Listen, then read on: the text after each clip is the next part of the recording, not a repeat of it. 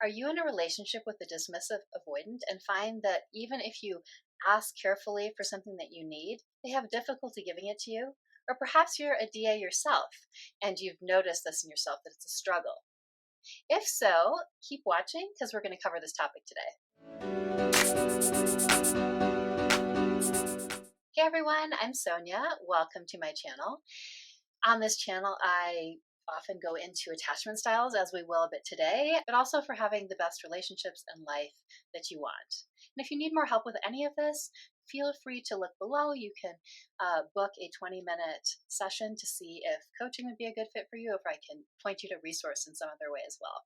And if you sign up for my newsletter, you also get a PDF of some information and some questions that might be helpful to you on your journey.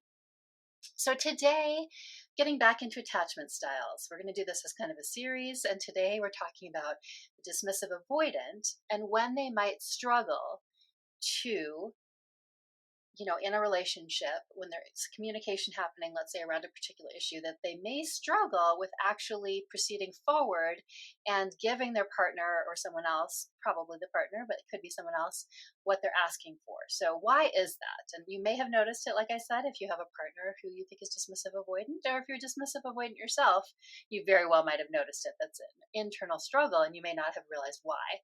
So I'm going to start the video by talking a little bit more about what's going on, what's happening there, and the why. And then I'm just going to give you some tips as well for what to do about it, some steps and strategies that you can take around it. Okay, so what's at base level going on here is usually the core wound that a dismissive avoidant has around, we usually call it an I am defective wound. Sometimes the particular word doesn't resonate with every dismissive avoidant. We can have different flavors of how this comes across. But it's this idea that they're not going to do something right. And so when we talk about it as a core wound, we're talking about how that can show up in, different areas of life and be this very central thing. Sometimes it can be, you might see it more easily as more of a belief, so a negative belief around something specific.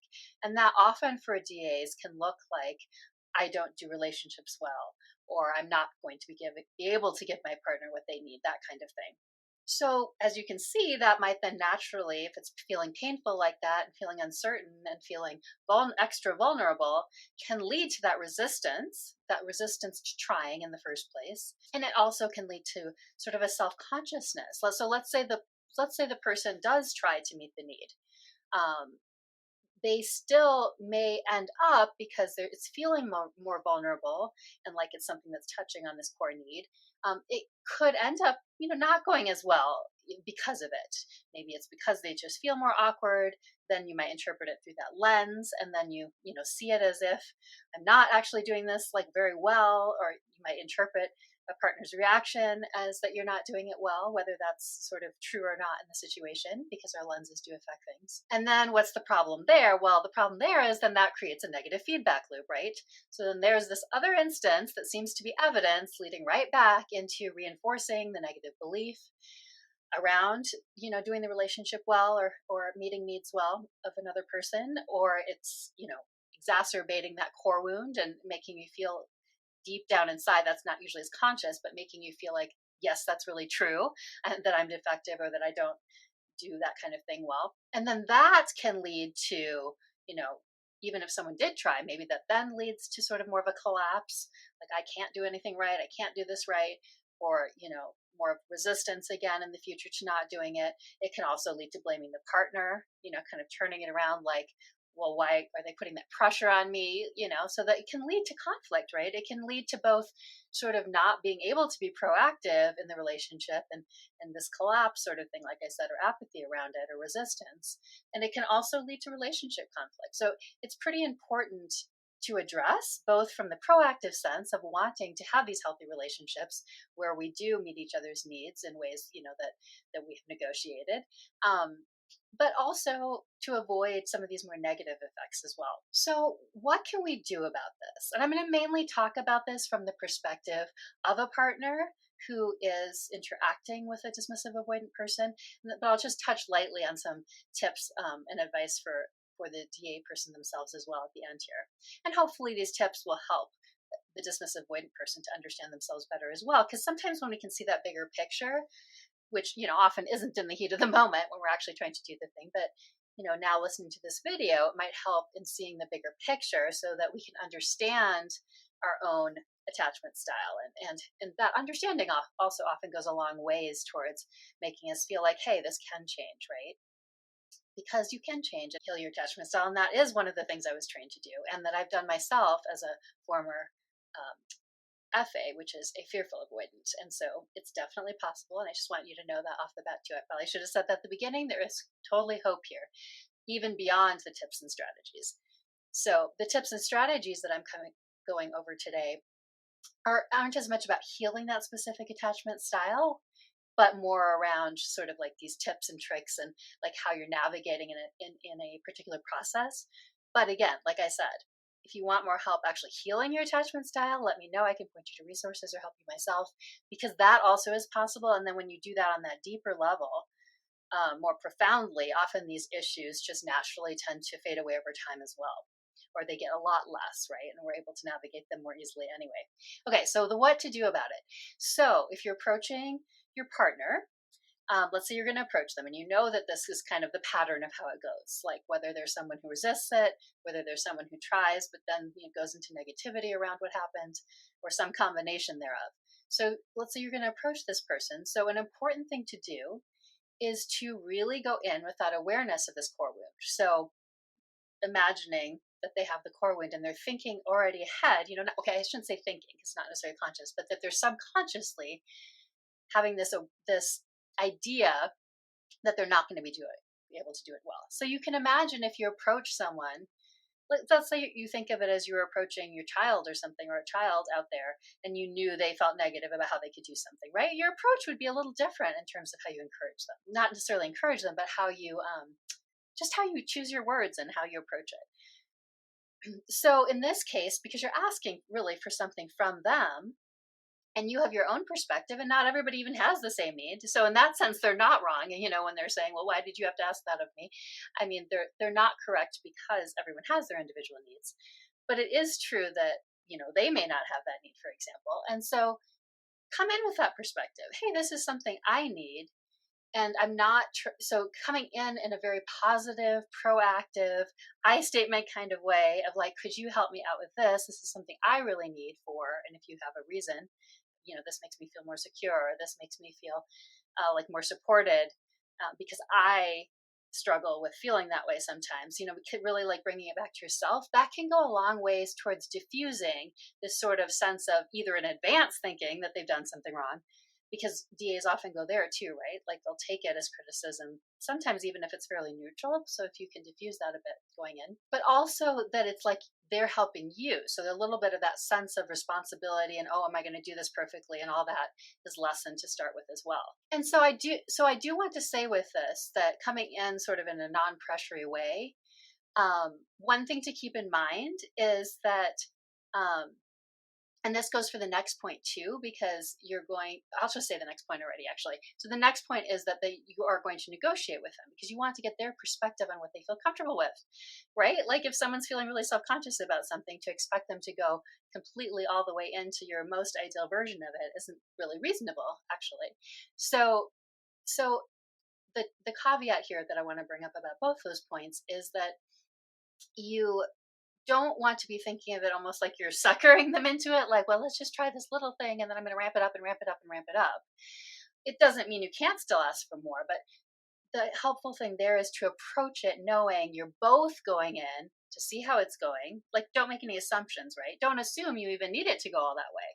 Go in like you're really negotiating with each other and taking it step by step and seeing where you're at. So that goes for you too. Maybe the extent to which they do it does satisfy the need.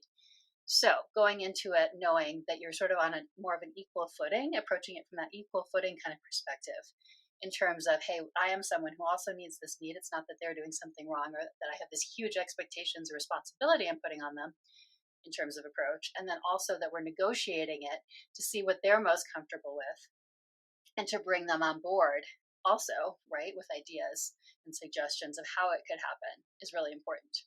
And actually, I'll say that actually as a third full tip, because sometimes when we go into negotiation, we are only thinking of it from the perspective of, it can feel that way sometimes more, if let's say you're splitting household chores or asking for more concrete help, it can feel pretty practical and like it's a straight up negotiation back and forth. But really trying to bring this brainstorming perspective in and allowing the other person to, in this case, the DA, to say what might work for them, what might be comfortable for them, and being willing to go outside your own box in that way too can be really helpful. All right, so the fourth thing that can be really helpful is positive reinforcement, right? So again, it's like if you knew anyone else was sort of self-conscious about something or felt uncomfortable and was going outside their comfort zone for it, you might take a little extra care to be like, hey, I noticed that was really, really cool, or hey, that really worked for me.